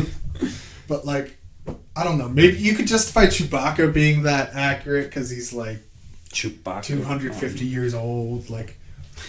Wookiee War. It's not even a big deal, but it's just like funny how they're all like the most insanely accurate people like ever. I guess the cheat code explanation is just like the Force wills it. Oh yeah, definitely. But yeah. That's how you explain a lot of things in Star Wars. All the plot holes in Star Wars. It's like, what about this? It's just like, well, the Force willed it. And it's like, well, fuck. like there are some things where it's already implied the Force wills it. Like they find Anakin on Tatooine and all that. Yeah. Like that's one of those things. Obviously, the And Force he was wills it. born. Yeah, that too. But there are other things, like smaller things, where it's like, oh, I guess the Force just willed it so. Yeah. So, what did you think of Poe's girlfriend, or quote unquote girlfriend? Sorry. I mean, I liked her design a lot, and Yeah. I mean, I liked her acting, like her performance. Everything that she said was like Carrie Russell. especially at the very end, whenever they just have that all she's wearing that helmet, but he just like the little facial thing. Like I thought that was I enjoyed their relationship. Yeah, I think she was on the posters a lot, and so I was Really? thinking, I was thinking she was She gonna have a doesn't really slightly, deserve to be on the Yeah, posters. exactly. Like So because of that, I was thinking she was gonna have a slightly bigger role. maybe they just wanted another cool robot-looking person. Yeah, I mean, her costume is really cool. Yeah, There's yeah. no doubting that. But yeah, it's just That's one of like- those things where It's kind of similar, not really in the mask, but like in the rest of the suit. Like that's how I'd do like a Catwoman suit. I feel like the same color. no, not the Okay, I same was color, about to but say. like the same like look. I'd probably do like a purple Catwoman. Yeah. I really. That's another thing. I really liked all of the character just designs in this movie. Like all of the new, like I mean, it was kind of dumb, but also like very Star Warsy. But Babu Frick. Oh yeah, that Like- shit was hilarious. That's one thing I was gonna say is I love in every Star Wars movie how it's like the universe will never stop. Like there's so many breeds, and it's every movie they introduce like 300 more, and it's like holy fuck. Yeah, and it's just like you've always got the fucking goofy ass breeds or like species, you know? Oh yeah. And that's part, like, I guess by modern standards it can be a little off-putting, but like I don't think that's it's part. off-putting. Well, It's Star Wars, like, exactly. it's that's what I'm expected. saying. Is that it's because it's Star Wars. Bro, that's why like watching A New Hope, there's like the werewolf dude, like Yeah. that's just fucking cool to me. I don't know, it's funny to me. Yeah, like I like how they still have like Nia Num and shit like that. Yeah. Like He still got. hasn't aged a day. Yeah, no, they just took the same puppet they used for, or is it a puppet or a costume? It was a costume, but I mean, it's definitely not the same one. Yeah, They updated that bitch. Unless it might have been CG, because his like movements looked really, really. they might have CG'd the movements of his mouth a little more. Yeah, who knows? Admiral Akbar's son was in it. Oh, that's his son. Yeah, the Mon Cala in the background. That was Yeah. just like, I always thought they were like koi fish. yeah. But they can't be fish. Or are they fish, or are they just weird aliens? In the Clone Wars, you actually see like Admiral Akbar and like their whole like society in the Clone Wars, and they do live underwater. Oh, well shit. I guess they just choose to, just like the Gungans. Yeah, except they can like straight up breathe water, you know. Man, can't fish do that? Yeah, so they're basically fish people. That's badass. But yeah, they're called Bro. the Mon Cala. You know what this really makes me want to, like, okay, so Star Fox 64 is one of my favorite games ever, and Star Wars, like, some of my favorite scenes are always, like, the air battles, you know what I mean? Just, like, Oh, yeah. X-Wings and shit, and it's, like, I really, like, this game made me want a good Star Fox game, because Yeah. the last one they came out with was on the Wii U, and it was really bad. That's what everyone says. I didn't play it. Everyone says everything on the Wii U is bad, which might be true. But this one does seem bad because, like, you literally, there was, like, the screen on the gamepad, and you had to, like, apparently, like, constantly be moving your head up and down to, like, look at the TV and the thing. Yeah, that was kind of a failed concept on the Wii U's part. Yeah, like, I want them to make just a better Star Fox. Yeah, Like- I mean, they'll probably do something for the Switch. Hopefully, I mean, like, I don't know, because I just like space battles. Maybe there's definitely, I just need to go do my research and find a game with, like, really badass fucking spaceship combat. Yeah. That shit's hard. Yeah. Or just regular. I mean, it don't have to be space, but space is just cooler. Space is just a way cooler setting for literally anything. Yeah. It's like, you want something cool, put it in space, it's even cooler. Mm-hmm. But no. Another thing, this kind of a random detail, I guess, but that I really like about, they did it a little bit in 8, but just about episode 9, is that they refer to Palpatine as Palpatine. Mm-hmm. Because, like, that name wasn't established for him. Yeah. In the original trilogy. Yeah, he was just the Emperor. The Emperor. I don't even think he was Darth Sidious. I literally... Yeah, no, he mustn't. He was just the Emperor. As a kid, I just knew him as, like, the evil Emperor. Yeah. And then I learned Darth Sidious and then Palpatine, but... Yeah, and so... I really like how they did refer to him as Palpatine. Like, I guess that's a small detail. Mm-hmm. But I just thought it was cool. It's one of those things that helps you... Sometimes the prequels can almost feel like a separate universe. Because they're so different from the original trilogy and the sequels. Mm-hmm. Like, yeah, there are a few common characters and places and stuff like that, but a lot of times, like, it is very hard for me to associate them with each other. So it's one of those things, and I think that's why I wanted the prequels to be in the new trilogy a little bit more. Mm-hmm. But it's one of those things that them calling him Palpatine just kind of helped stitch the story together better for me. Okay. Let's see. It's just a very minor detail, but... Do you have anything else on the list? Yeah, I mean, a lot of it's just like little notes, like Wedge Antilles was back. Really? Yeah, you didn't notice him? No. It's right after they all come in, and it flashes to him, and he just goes like, "Nice shooting, Lando." Damn. Okay, I remember. Oh wait, that was him. I thought that he's was old. I thought that was Anthony Daniels or the guy who plays C-3PO. Yeah, Anthony no. something. No, that was Dennis Lawson. Oh shit! Yeah. I wasn't aware of that. So that was. I heard he was going to be back, and I was thinking it was going to be for a bigger role. No, they sent one shot. He in one shot. You got one line. Nice shooting, Lando. Just keep going. That's probably. That's probably all he wanted to do. He's like, yeah, he's another one of those people that hated Star Wars. Yeah, just pull up to on set, say that one thing, and then just dip. There's a shocking amount of people who were in the original trilogy that thought Star Wars was fucking horrible. Yeah, Alec Guinness. Yeah. It was Alec Guinness, Dennis Lawson, and somebody else like famous. Han? Yeah, Harrison Ford. Yeah. Harrison Ford? Harrison Ford, yes. Yeah. Harrison Ford didn't admit that he liked Star Wars until episode 7, and then he was like, yeah, I wasn't going to do it, but then like I came back into the role and I realized like how cool it was. Mm-hmm. You know? Yeah. But yeah, Star Wars...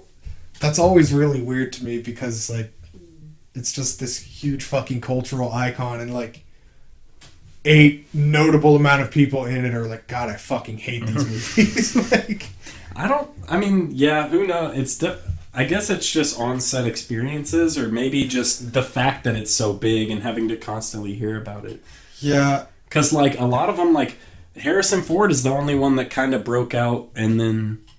like did other shit. I mean, at least not necessarily, but like he was the one to go on and become the big name. You know what I mean? Like Mark Hamill, he went more into voice acting and like all that type of shit. I don't even know what Carrie Fisher did. Yeah, she just like wrote a book, drugs. Yeah, and then drank. Well, she became a pretty big like mental health advocate. Really? Yeah. But yeah, other than that, she was like on the roast of Charlie Sheen. Yeah. Or was it Charlie Sheen or Roseanne It's Barr? on her IMDb. Yeah, because I remember watching it. Yeah. And she was there, and one of them brought up like her being Leia, and I was like, wait, what the fuck? That's Leia? Because like before the new trilogy, like both her and Mark Hamill were just like really out of shape. Yeah. And like just didn't look anything like their characters. Mm-hmm. So like when I first saw, that was my first time seeing her in anything that wasn't her as Princess Leia, and I was like, what the fuck? That's like seeing Shelley Duvall after watching The Shining, like in her later years. Oh yeah. You're just like, wow, something happened. Or no, the chick that plays Tom Cruise's love interest in Top Gun, Oh, I don't even know who that is. I don't know her name or anything, but I saw a picture of her. I mean, nothing against. She just looks like a regular person in her early 60s. Mm-hmm. But then you compared put her next to Tom Cruise, and Tom Cruise looks like he hasn't aged a day. Yeah. And it's that just Scientology magic. Yeah, Bro, I was at Goodwill the other day, and I'm sorry to cut you off, but you're good. I was at Goodwill, and I literally found on the bookshelf, I found it was like Dianetics, like the first volume, and it was I don't even know. I like skimmed through it for a second, but it was what's his name? L. Ron Hubbard. I was gonna say Ron L. Hubbard. Ron L. Hubbard. But him, like, I found his book, and I was like, should I buy this just to have? But then I didn't. Yeah. I was like... Then Scientologists are going to knock on your door, just be like... We put a tracker in that book. Trey, join the Church of Scientology. No, leave me alone. No, but... Let's see, sorry. I've got to keep going. Oh, yeah. Rip Snap Wexley. Who the fuck is that? It's like Poe's friends. Oh, he was like, no. Yeah. I don't know. I just thought it was really stupid. They just kind of... He's like eating a Snickers bar or something, and he's like, this is so good, and it just gets blown up. No, they were just like... See, that's something I would Snap, look out! And he was like, I can take it! And he was like, no! Yeah. No, see, I would really like what I just described... With him eating the Snickers bar, I personally would have put that in the movie. Like the fact that they named the fat guy in A New Hope Porkins. Porkins. Or, yeah, you're right. But, yeah, that one, his death is really funny because, like, it's just, you see, like, the fire just, like, consume him, and he's just like, ah! I don't know, that one fucking cracks me up. Yeah. But I want to die in Star Wars, bro. Bro, hit him up for episode 10. Yeah. Mandalorian character. Do it. Bro. Fuck it. Mandalorian has got some, like, really good guest stars. Like Jason Sudeikis and Bill Burr and Horatio Sands. Brian Are they all playing, like, aliens, or...? Some of them. Okay. I mean, it'd be a little spoilery to describe some of the things, but yeah. Yeah. Like, they all play different characters. Anyway, I could feel us starting to slow it down a little bit, so I'm going to go through, like, some the of the rest of the questions. I don't really think I have any more questions. It's more, like, notes to go through the end of it. Okay. But, yeah, they addressed the Admiral Holdo suicide plot hole. Because, you know, like, how she hyperspaced through that ship at the end of episode 8? Yeah. That was one of the things that was one of the only things about episode 8 that bothered me right off the bat, because it's like, if that's possible, why haven't people been doing that for, like, because they don't want to suicide themselves? You could just make a missile that uses hyperspace to do that shit. Yeah, I guess so. Because the Force willed it. Yeah. The Force didn't want that to happen.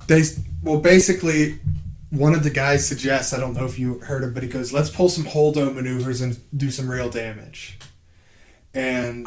I didn't pick up on it. Yeah, one guy said that, and then Finn just goes like, no, that's 1 in a million. I doubt it'll ever happen again. So maybe it was just a fluke. Yeah, it was a fluke. That's what I'm saying. But it's like okay. a Force-willed it fluke. Yeah. So... I mean, shit. Good enough explanation. Yeah, it makes it better. It makes it like... That's not just a logical thing that you can do every time. Yeah. You know, because that would be... They would have done that shit. That would have broken the Star Wars universe, you know? Like, if that's just something you can do every time. that was such a massive plot hole. Nah, I would like the idea of Star Wars is literally nothing but everyone lightspeed kamikazeing each other. Like, that's all the war is. Everyone's just, like, aiming at each other and blowing each other up. Yeah. That'd be wild. Yeah, that shot in episode 8, though, is fucking incredible. That's, like, the best part of that movie. Yeah. Either that or Luke at the very end. I like that part. But did he do it with character and everything? But he's like, I'm the actor. I have to like make this come to life, you know? Yeah. That was like very interesting to me. Well, because a lot of the actors have come out and shit on episode 8 too. Is the weird thing. Well, I mean, how else? I guess I'm just saying, like, what would be a better way to represent him? You know? Luke? Yeah. Well, here's the thing. Because you needed him to be hiding. Yeah, there was no reason. Here's the thing. The second it came out that Luke was in hiding, people should have thrown their expectations of, like, Grandmaster, all-powerful Luke out the window. Yeah, definitely. So, like, people with their expectations ruin reality. Mm-hmm. So that's still on those people. Yeah, but be like, happy with what you got. It's one of those things. What he was probably referring to is that he, like, quote-unquote, tried to kill Ben Solo. Yeah. I mean, he did. Well, no, he didn't, because as soon as he ignited his lightsaber, he was like, fuck, I've made a terrible mistake. But then he woke up. It was too late, yeah. He said, okay, might as well try to kill him now. No. Oh, but then Kylo sees it. Yeah. Sees, like, that Luke is standing over him. Yeah. And thinks that he's got to fight for his life now. So he starts fighting him. Shit. Yeah. So it's like... So pretty much Luke's a big dum-dum. Yeah. But everyone talks about, like, how out of character that was, and it's like... I mean, we're talking about the guy that almost, like, switched to the dark side at the end of episode 6. He didn't really. There was not even, like... But, like, there was doubt. It was a big plot point coming maybe in. Slightly. Yeah. But, like...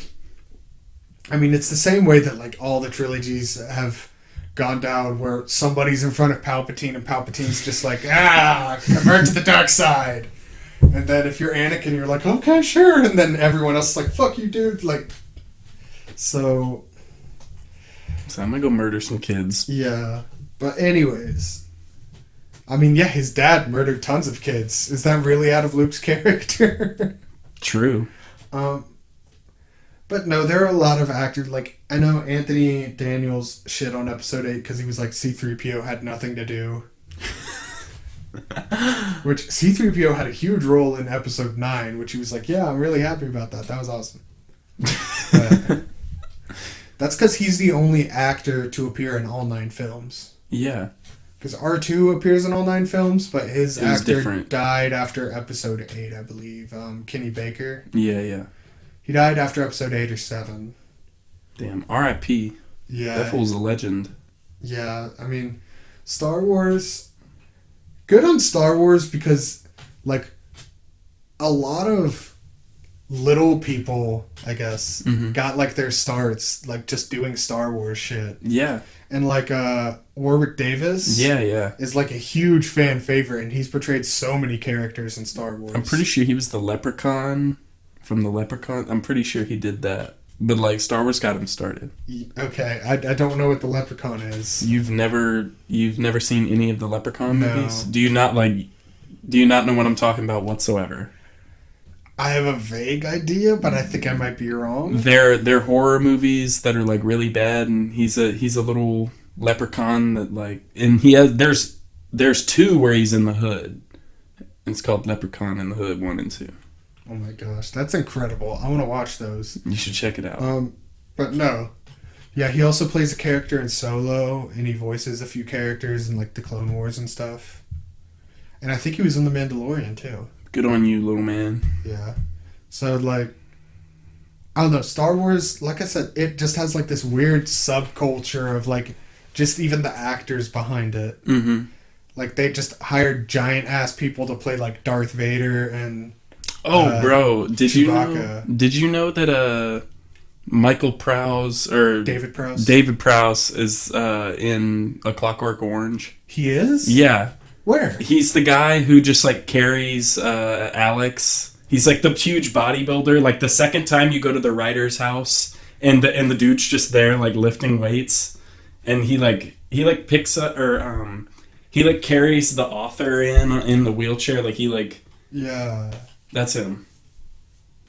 Okay, it's been a minute since I've seen A Clockwork Orange, so it's, like, rusty. The scene, the house where he, like, goes to the guy and they, like, duct tape his mouth and they rape his wife and stuff.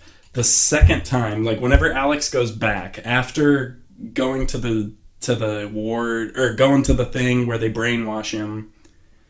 I can't remember him. Oh, okay. But, like, I know what you're talking about. Yeah, I'll show you. Yeah. That shit's But pretty cool. he also got like banned from doing all Star Wars events because he was the one that spoiled that Darth Vader was Luke's father. Really? Yeah, he spoiled it to like a crowd of like 200 people, but because the internet wasn't around back then, Yeah. like no one else really knew. Damn, what's funny about that is, in retrospect, it's like, I don't even know, it's such a weird reveal, because it's like, it's not even a plot point or anything, and I guess, or it is a plot point, but it's like, Yeah.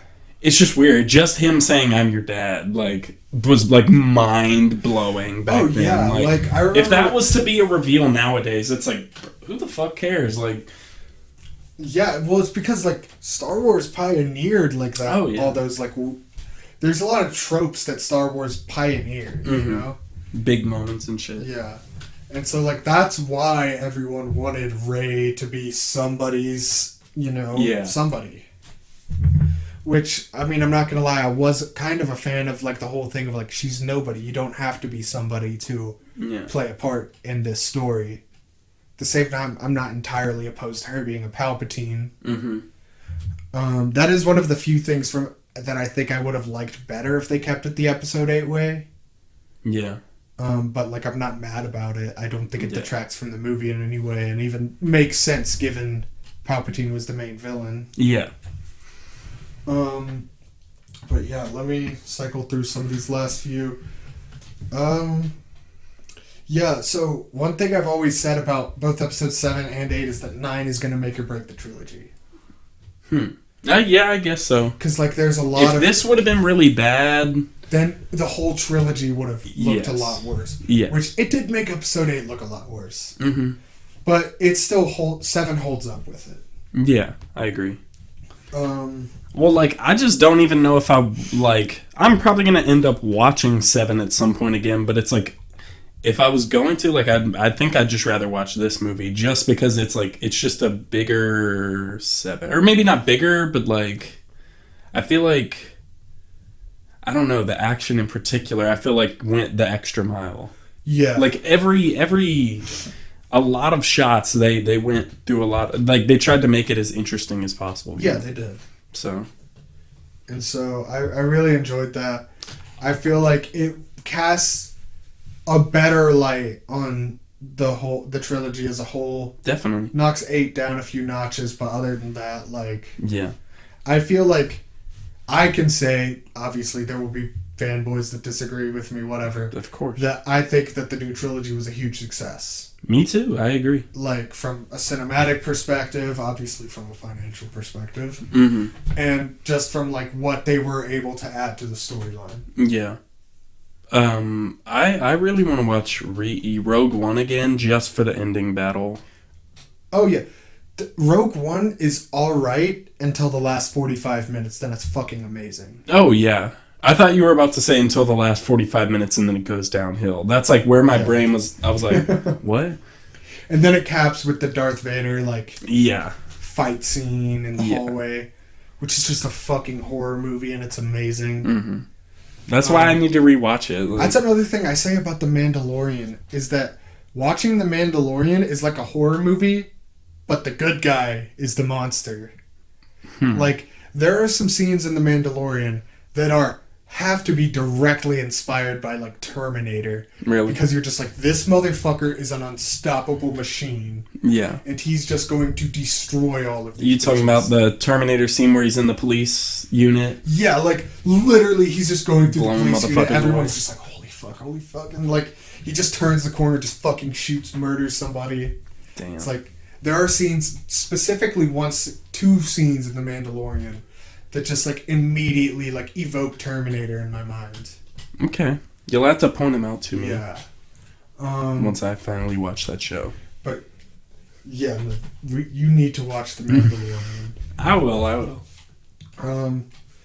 So, yeah, overall, let's see. So, I'd rank the new trilogy 9, then 7, then 8. Yep. Yeah. And I feel, and I'll say that, like, this movie, above probably any other movie that I can think of in recent history, when, like, judging it as a whole, you also have to take into consideration all of the outside circumstances. Definitely. Because, like, just as if you don't, a lot of things about the movie will be weird and confusing, you know? Like... Yeah. Like They're inconsistent. Like Leia, like the setup that they had with Episode 8. I'm interested, whenever I watch this movie again, I'm interested to see how I feel about Leia's whole role in this movie. Obviously, it's very apparent that she was dead while making it, but it's like, at the same time, it's like, I feel like if I didn't know, I wouldn't have a single reason to ask. If you didn't know, you might see that something is kind of off, but you wouldn't think. I was thinking I wouldn't be able to pick up anything, because watching the whole thing, I was like, shit, it don't feel like she did. I don't know. For me, it was a little bit obvious from like basically the start that I don't know. Maybe it's just because I already knew. But I was saying that, like, if I didn't know, I probably wouldn't pick up on it until, like, my second or third watch. Yeah. You know? Just because then I'd be able to, like, a little bit more deeply analyze some of the scenes and be like, okay, yeah, that's a little... Leia's acting a little janky there, like... Okay.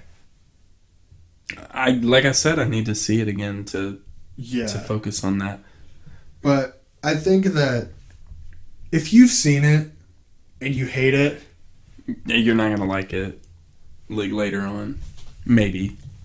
Well, all I would say to you if you've seen it and you hate it... I mean, shit, you don't like enjoyable movies then, because, like, I don't want to roast you if you, like, to the hypothetical listener right now listening to this that didn't like it. I just want to say, like, go into it with an open mind on the possibilities of the stories, because I feel like that's where most of the disappointment with a lot of it came from, is they had this image in their head of how it would go. Yeah, it's all story. And it didn't go like that, and everything was bad because of that. Yeah. And obviously everyone's different. I'm not saying that's how everybody is. But I feel like the vast majority of complaints I've heard have just been like, I was disappointed because it wasn't what I wanted, which is why I think like fan theories are going to kill the film industry. Because it's like... It ain't going to kill it. But like, not kill the film industry, but it's like... Episode 8 was so hated because everyone wanted to know who Rey's parents were and everyone wanted to know who Snoke was. And Rian Johnson was like, well, those answers just aren't important. And... on its own, I was very okay with that, you know? Yeah. I was even a fan of, like, who's Snoke? Doesn't matter. He's fucking dead now. Who are Rey's parents? Fucking nobody. Who cares? Like, I was even a fan of that when it first happened. In the scope of the greater trilogy, obviously, I'm more against it now. Yeah.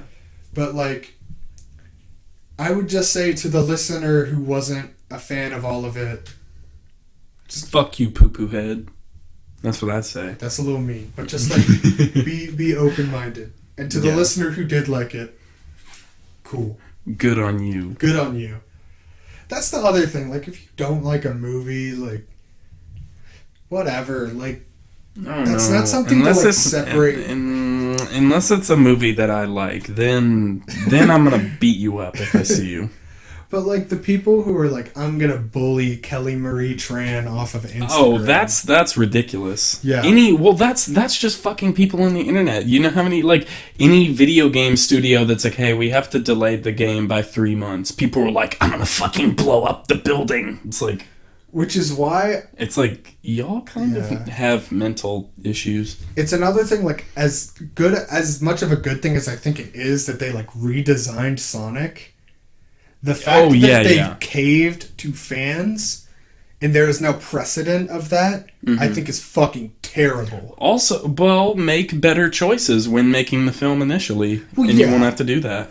Yeah, that's true, but also... like have like, literally... I don't know who they tested anything out on, like, or if they did for that trailer, like, that Sonic trailer. It's like, but just send it to fans. Like, send it to just normal people, like... test that shit. Well, you can't send it to normal people because I'm not normal people, but like yeah, I don't know how nobody stopped them and was like, "Hey, this Sonic looks fucking terrible." Yeah, But my point is that, like, I think it's a terrible precedent to set up that, like, if fans get mad enough, you'll just change everything. Yeah, because a lot of artists had to probably fucking grind their ass off just to do it's that. like, these are people, like, Kelly Marie Tran is like, I mean, I don't know her. I don't know if I would like her if I did know her. I mean, she seems like a nice person. But it's like, you know, she was like, fuck yeah, I'll be in Star Wars, you know? Woohoo! And then she got handed a script for her part. Yeah. She is not Rose. Like, yeah. She, like, that's what, I guess some people don't understand that, or they don't care. They want somebody to take it out on. Yeah. And so, like, or, I mean, the reason there are new movies being made right now is because fans bullied George Lucas after the prequels. Like, they bullied him into selling Lucasfilm, and now everyone's like, why the fuck did you sell Lucasfilm, George? And it's because, like, y'all were assholes to him. Like, I mean, I'm happy it's not in his hands anymore. I don't know what he would have done to a... Yeah, I mean, I don't know George Lucas. I don't know what he would have done to a new trilogy. I would like to see that, though. Like, just take a glimpse into another time. I would like to think the prequels would have humbled him a little bit. But then again, I mean, who knows? He may have... George Lucas's ideas always need a little bit of course correction. Yeah. Like, if you hear some of his ideas for the original trilogy, like, yeah. Initially, he wanted Luke to put on Vader's helmet after he died and say, now I'm Vader. Yeah, it's like that. He also wanted fucking stupid, and that would literally ruin everything. Yeah. He also wanted C-3PO to be a gangster that betrayed the whole team. Hell fucking yes. Like, George. But there were people to correct him there. Mm-hmm. But then, after that, he made the prequels, and he was like, no one can tell me what to do. I made fucking Star Wars, you know? Like, but... No, like, just don't be toxic, I guess. Yeah. It's about, like, all nice and time for us to wrap it up and whatnot. Yeah. But yeah, don't be a toxic fan. Yeah. Toxic fans are not fucking text your mom right now and tell her you love her. Tell your mom you love her and that she's a nice, kind woman. Any of your friends you haven't talked to in a while, even, like, they don't even gotta be friends, like... Yeah. Just, man, if you're going to see Star Wars sometime this week, whenever, like, the movie's done, just, like, shake the hand of the person next to you and just be like, I don't know about that. Thanks for sharing this movie experience with me. Oh, God. You wanna go get something to eat sometime? Yeah. First time I saw... You wanna go get some coffee? The person sitting next to me... Wanna go to Jumping World? Okay, I'm done. The person sitting next to me, I was about to fucking punch them in the face. Really? Like... The whole time, it was just this dude, and he was sitting there. And anytime C-3PO would say anything, like every one of his lines, he would just loudly be like, shut up, 3PO!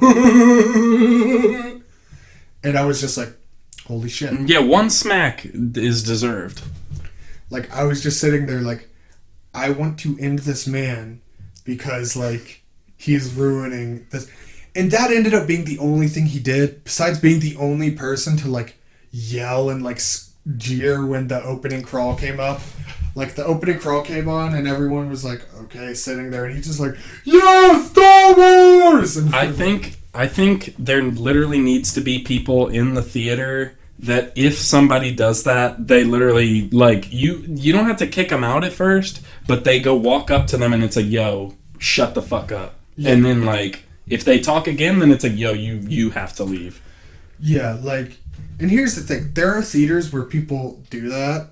Well, hey. Like, in Endgame, when Captain America caught Thor's hammer, spoiler alert, when Captain America caught Thor's hammer, like, I audibly went, holy fucking shit. Mm-hmm. And there were a lot of people around me that did that. You know, that's normal. I had a vocal. It was a involuntary vocal reaction. Yeah, that happens sometimes. Mm-hmm. But like when you are intentionally the only person in the theater, like you stand up and you start yelling after the movie's over, like everyone or not everyone, a lot of people in the theater were clapping because white people, but like.